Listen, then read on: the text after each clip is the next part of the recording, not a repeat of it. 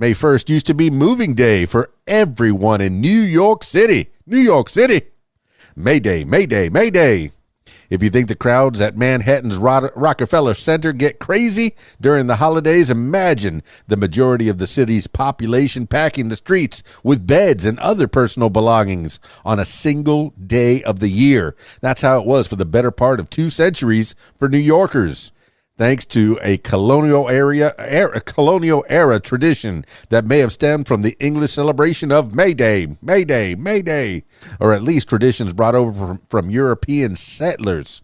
Of course, the mood among residents was typically more frenzied than celebratory by the time leases expired May 1st.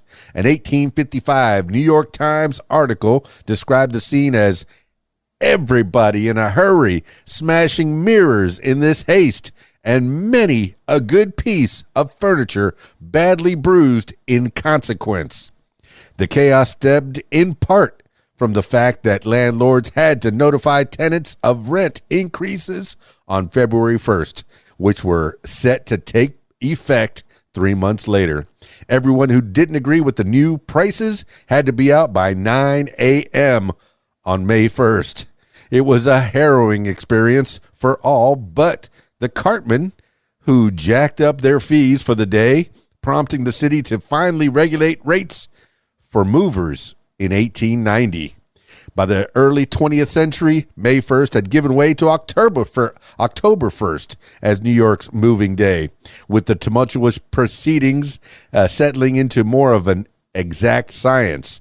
However, the annual moving day custom in New York City soon went the way of the horse and buggy due to a few factors. World War II drew most of the able-bodied movers into service, and a post-war housing shortage, along with the subsequent establishment of rent-controlled laws and other housing regulations, reduced the number of the city's moves in general. These days, while moving in New York City is certainly still stressful, at least most of the city isn't doing it all at once. Man, that would have been crazy back in the 1800s on May 1st. Numbers don't lie. Little tidbits of information at the bottom of the interestingfacts.com website. Percentage of Americans per year who move homes, 9.8. A length in feet of the largest moving trucks available for renters, 26. I know I've driven one of those over the last couple of years, moving into a new house. Very challenging at some times. Average cost in dollars for a move of less than 100 miles, $1,400. Number of housing units in New York City as of 2017, 3,469,240. Bing! That's a lot of people with a lot of dwellings. My goodness. Hey, think twice. There's another little bits of tidbits of information at the bottom of this website. What a fountain of information, I'll tell you.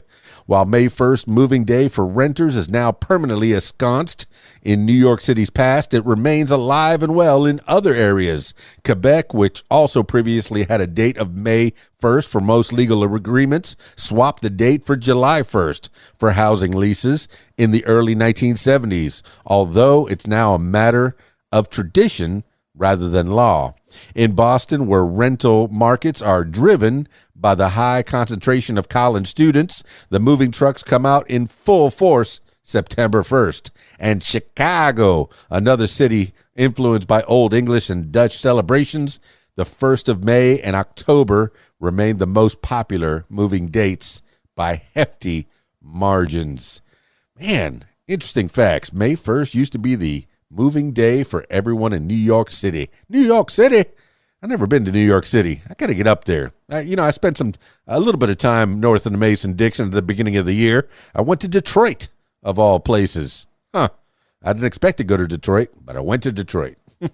I need to get over to New York City and see the big buildings and all the peoples. Oh, my goodness. Detroit was definitely not New York City. It was there was a lot of closed up factories. I noticed a lot of urban blight. Whew. I don't know how I got up on that tangent. I guess talking about one big city to another big city. Detroit used to be huge, when the car companies were thriving. But Yeah, sometimes a company does drive, well, not just sometimes, a lot of times the companies drive American, prosperity, or just prosperity in general. I guess that happens all over the world. Wherever the factories are, wherever the jobs are, that's where the prosperity is at times. So when factories close, I know there's one closing down the street that I was talking about recently. My goodness. Well, I digress. Let me close this one up. That's it for this edition of KeysDAN Show. That's it for me. It's KeysDAN, RadioWhat.com, DJLittleRock.com. Peace.